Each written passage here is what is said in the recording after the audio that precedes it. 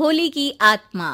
बचपन से शहर में रहने वाला मनोज इस साल होली की छुट्टियों में अपने गांव दुर्गापुर वापस आता है, जहां उसे देख पूरा गांव खुशी से झूम उठता है।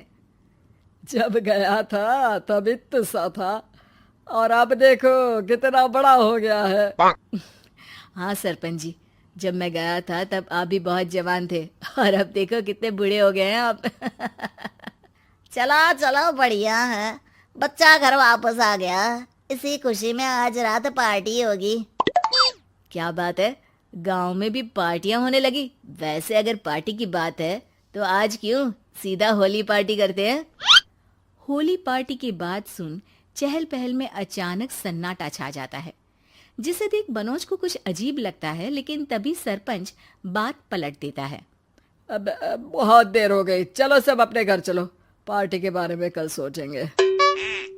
मनोज भी मम्मी पापा के साथ घर आ जाता है, पर होली पार्टी और उस पर पूरे गांव की खामोशी वाली बात अभी तक उसके जहन से निकलती नहीं।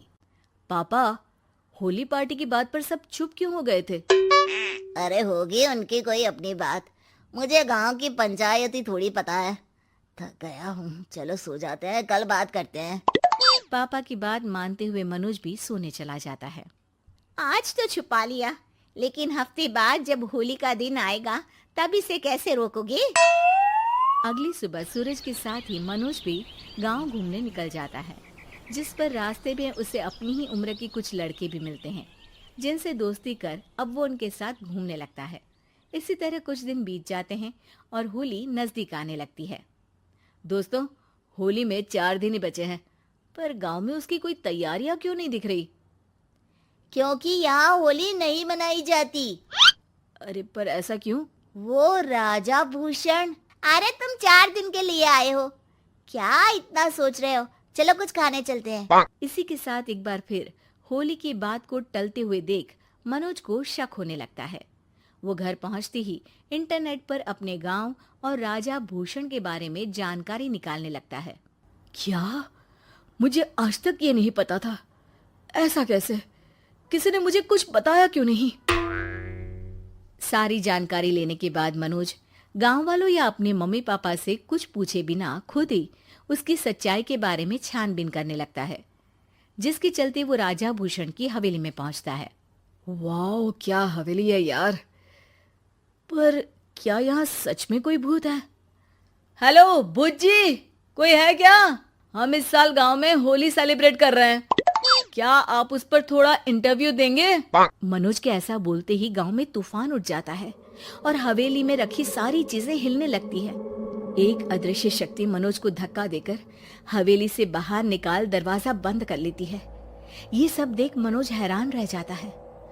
क्या अभी मुझे हवा ने धक्का देकर बाहर निकाल दिया? मेरे होते हुए इस गांव में कभी होली नहीं मन सकती, इसलिए दोबारा ऐसी कोशिश भी मत करना, अंजाम बुरा होगा। आवाज सुन मनोज हैरानी से इधर उधर देखने लगता है, पर उसे कोई दिखाई नहीं देता। वो गांव वापस आ जाता है, जहां तूफान की वजह से सब कुछ तहस महस हो चुका होता है। आखिर ये तूफान आया कैसे? ना ऐसा कोई मौसम था और ना ही हमने होली का त्योहार मनाने की बात की थी। सरपंच की बात पर कोई रिएक्शन दिए बिना मनोज चुपचाप अपने घर चला जाता है। इस तरह देखते ही देखते होली का दिन भी आ जाता है और मनोज रंग लेकर गांव में निकल जाता है, लेकिन गांव पूरी तरह खाली होता है। अरे त्योहार का दिन है, धूमधाम की जगह मातम क्यों मनाया हुआ है? मनोज की आवाज सुन सब अपने घर की खिड़कियां खोल के घर के अंदर से ही उसे वापस जाने के लिए कहने लगते हैं, पर वो किसी की नहीं सुनता। तुझे पहले भी समझाया था, अगर होली खेलने की कोशिश भी की तो अच्छा नहीं होगा।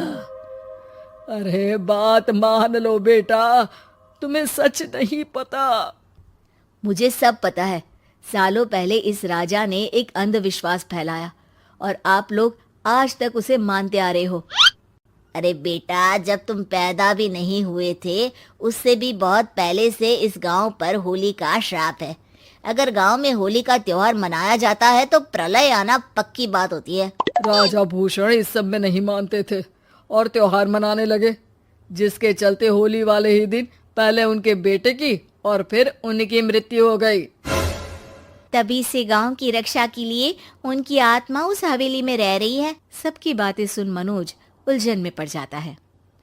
सोचना भी मत मनोज, अगर तुमने इस परंपरा को तोड़ने की कोशिश भी की तो उसका परिणाम इस गांव और गांव के लोगों के लिए अच्छा नहीं होगा। मुझे भी यकीन नहीं हो रहा कि आप लोग एक बेतुकी बात को मानकर सालों से रंगों के त्योहार को मातम की तरह मनाते आ रहे हो।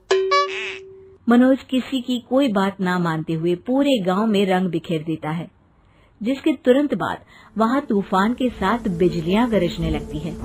अचानक मौसम में ऐसा बदलाव देख जहां मनोज कंफ्यूजन में आ जाता है, वहीं गांव वाले डर से सहम जाते हैं।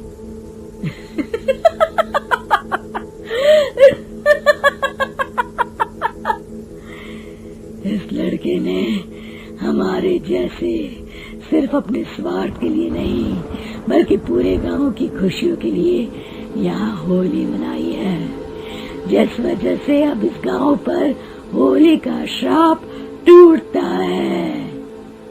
ऐसा बोलकर राजा का भूत वहां से गायब हो जाता है, जिसके बाद गांव के लोग धूमधाम से होली मनाते हैं। खुशियों के रंग गांव में बिखरे ही होते हैं कि अगली सुबह अचानक मनोज कहीं गायब हो जाता है और एक बार फिर गांव में होली का नया राज शुरू हो जाता है।